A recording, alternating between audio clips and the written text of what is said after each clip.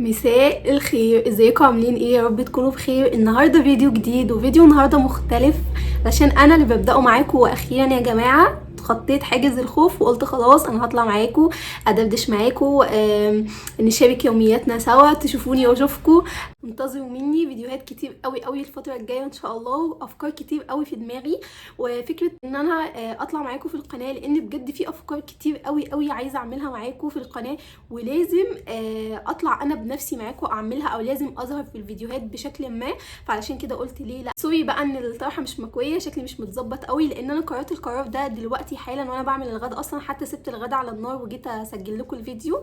هشارك معاكم وصفه غدا النهارده بجد اقل ما يقال عليها ان هي تحفه. بصوا بقى، غدا النهارده مكرونه وايت صوص بالمشروم. انا هعملها بالكريمه، ما بحسهاش بتظبط خالص من غير الكريمه، فانا هعملها بالكريمه. وهعمل جنبها بانيه، هشارككم كل الخطوات زي ما قلت لكم. يلا بينا نبدا فيها.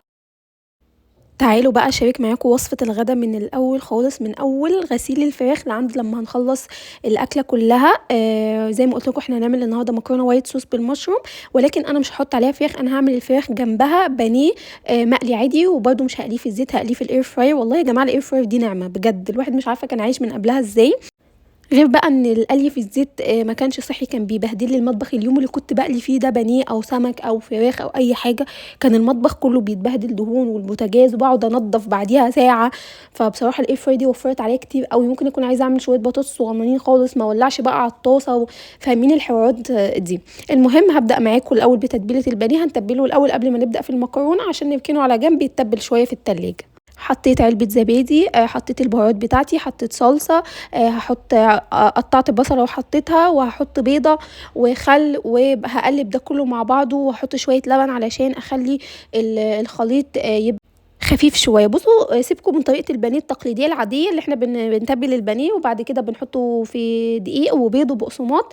الكلام ده يعني خلاص انا ما عدتش بعمله. كنت بحط البيضه في التتبيله واطلع البانيه من التتبيله. والله العظيم ولا اي فرق بين لما تعملي الخطوات دي كلها وتعملي الخطوه دي على طول وتنجزي. هنا بقى هحط البانيه وهسيبه يتبل حوالي ساعه قبل ما اعمل المكرونه. عايزين تتبلوه من قبلها بيوم، خير وبركه، بيبقى طعمه احسن كتير قوي، وبتبقى الفراخ شاربه التتبيله اكتر. قولوا لي رايكم يا جماعه في القرار اللي انا اخدته ان انا اطلع معاكم في القناه اشارك معاكم يومياتي فيس تو فيس كده نشوف بعض.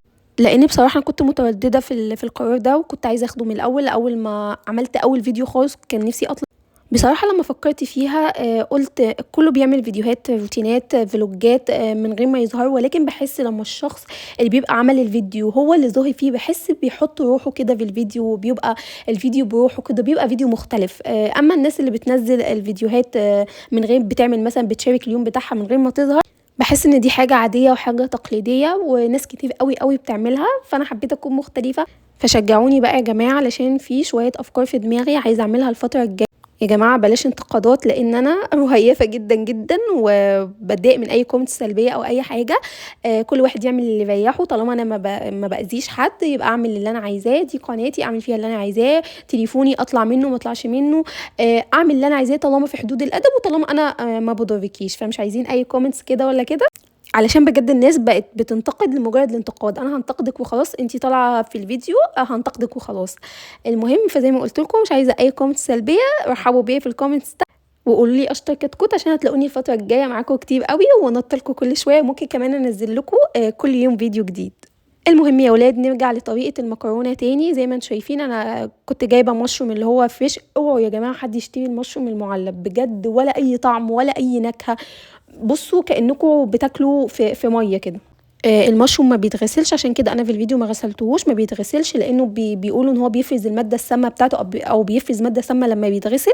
مسكته بمنديل، مسحته من بره تحسبا بقى لو اي حد كان مسكه بايده اي عفار اي تراب اي حاجه يكون انا مسحته.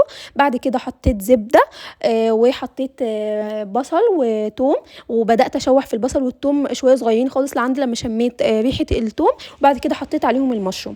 حطيت المشروم، شايفين حجم المشروم بيكش جامد قوي ازاي. حطيت المشروم على الزبده والبصل والتوم، وبعد كده قلبته شويه لعند لما دبل.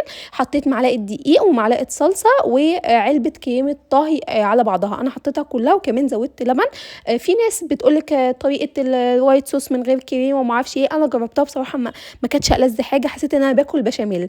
انما لما بتحطوا كريمه لا بيكون في اختلاف طبعا. انما لو حطيتوا دقيق ولبن والحاجات من دي بتاكلوا مكرونه بشاميل يا جماعه، بس مش محطوطه في طاجن. حطيت كمان شويه لبن، حطيتهم في العلبه مكان الكريمه عشان اطلع البواقي من العلبه. وبعد كده سبتها تغلي شويه. حطيت بقى البهارات بس ما جبتش الحته دي معاكم يعني. حطيت ملح وفلفل اسود وكمون وجوز الطيب. وحطيت المكرونه، انا كنت مستخدمه هنا في الفيديو مكرونه شرايح، انتوا استخدموا نوع المكرونه اللي انتوا بتحبوه. وبكده بقى عندكم احلى مكرونه وايت صوص ممكن تاكلوها. جربوها على ضمانتي انا وهتحبوها جدا. بعد كده هننتقل بقى على البانيه عشان نحمره. حطيت مفرش بس عشان احط عليه البانيه، وده بيقلل المواعين وبيقلل الكركبه. فحطيت مفرش بدل مثلا ما احط الصينيه وابهدل الصينيه وكده. فقلت ايه، هحط مفرش احط عليه دي البقسماط بتاعت ريتش باك. بصراحه مش عارفه، حاساها غامقه عن اي بقسماط انا اشتريتها قبل كده، بس هي كان طعمها كويس يعني. هنحط ايه بقى للبقسماط؟ هنحط الخلطه دي. كان عندي الكيس ده كنت شارياه جاهز يعني. كان مكتوب عليه ان هو للبانيه او خلطه البانيه. حطيت شويه، ممكن تحطوا فيجيتار لو مش عندكم الخلطه دي. وبدات اقلب بقى البقسماط، وبعد كده هحط البانيه في البقسماط. وزي ما قلت لكم انا هطلع البانيه من التتبيله على طول هحطه في البقسماط، يعني ما هوفر الخطوات اللي احنا كنا بنعملها دي كلها. وحاولوا يا جماعه بجد تسهلوا على نفسكم وقفه المطبخ، وتسهلوا على نفسكم الاكل. لو في حاجه بتسهل عليكم او خطوات مثلا لو اختصرتوها هتبقى الاكل اسهل، اعملوا كده بجد يعني، اعملوا كده والله العظيم النتيجه بتطلع نفسها بالظبط. انا البانيه ده يعني اول سنتين جواز كنت مستحيل اعمله، كنت شايفاه اكله صعبه جدا بيعمل مواعين كتير قوي. فما كنتش بعمله خالص يعني. حتى الناس تقول لك اول سنتين جواز مكرونه وبانيه، لا انا ما كنتش بعمل البانيه ده خالص اول سنتين جواز، لان انا كنت شايفاه طريقته صعبه جدا جدا وبيعمل مواعين كتير، وطبق للبيض وطبق للدقيق وطبق للبقسماط. فلما عرفت الطريقه دي بقيت اعمله على طول ده. فاللي انا عايزه اقوله لكم ان انتوا تحاولوا تسهلوا على نفسكم وقفه المطبخ على قد ما تقدروا، علشان تبقوا واقفين بتعملوا الاكل بحب، ما تتعبوش، ما يبقاش يومكم كله في المطبخ. هنا بقى خلصت كميه البانيه كلها وحطيتها في الاير فراير ورشيت عليها زيت وعملته على درجه حراره 200. اخد حوالي 15 دقيقه بالظبط وكان جاهز. وطلع بصراحة ولا أي فرق بينه وبين اللي هو مقلي في زيت. هنا بقى خلاص كنا اتغدينا. حطيت بقى كل المواعين اللي انا استخدمتها في الطبخ.